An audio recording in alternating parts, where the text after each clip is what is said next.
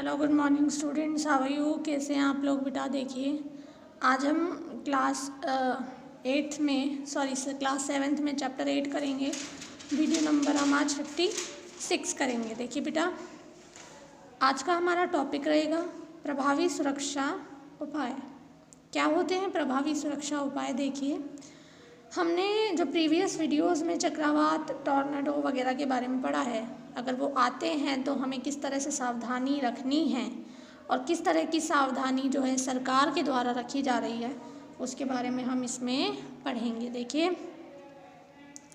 चक्रवात के जो दुष्प्रभाव हैं और ख़तरे हैं, उन्हें कम करने के लिए हम जो सरकार है वो निम्न स्तर पर व्यवस्था करती है। देखिए कि चक्रवात पूर्वानुमान और चेतावनी सेवा, यानी कि जो चक्रवात आते हैं और जो टॉर्नेडोज़ आते हैं, उनके बारे में हमें पहले से ही क्या दी जाती है? चेतावनी दी जाती है। हमारा जो मौसम विभाग है वो 24 घंटे इस चीज़ के लिए सक्रिय रहता है और जैसे ही आसार होते हैं तो वो हमें पहले से ही सूचना देता है, जिसकी वजह से सरकार पहले से ही राहत कार्य शुरू कर देती है और लोगों को वहाँ से हटाने का काम शुरू कर देती है। ठीक है।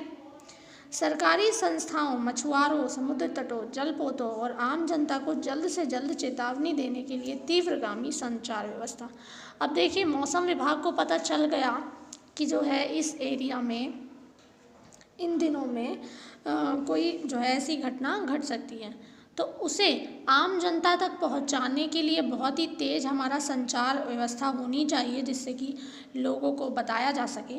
जिससे कि देखिए कैसे करते हैं, दूरदर्शन पे, रेडियो पर, ठीक है, समाचारों में, हर जगह ये चीज़ जो है बताई जाती है, जिससे कि आम जनता तक इसे पहुंचाया जा सके।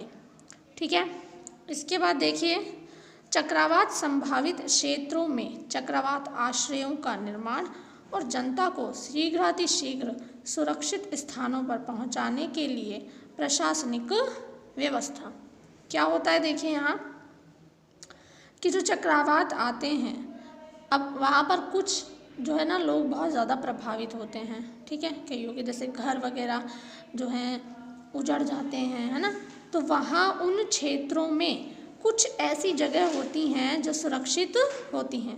वहाँ पर आश्रयों का निर्माण करके जो जनता हो प्रभावित है, उन लोगों को उन आश्रयों में सुरक्षित स्थानों पर पहुँचाने के लिए जो सरकार पूरी तरह से व्यवस्था करती है। ठीक है। इसके बाद देखिए,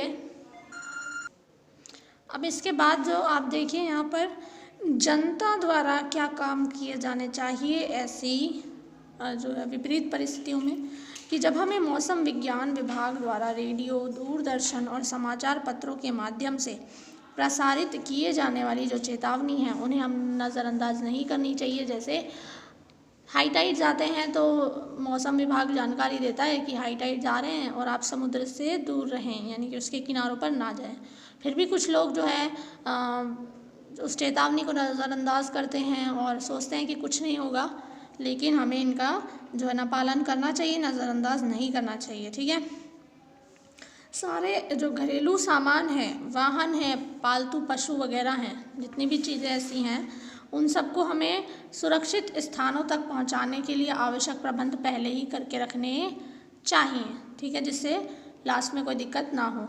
अब जलमग्न, मान लीजिए बाढ़ आई हुई है सड़कों पर, तो वाहन चलाने से आप बचें, क्योंकि सड़कें टूट फूट सकती हैं, आपको पता भी नहीं चलेगा किस तरफ गड्ढा है किस तरफ नहीं है।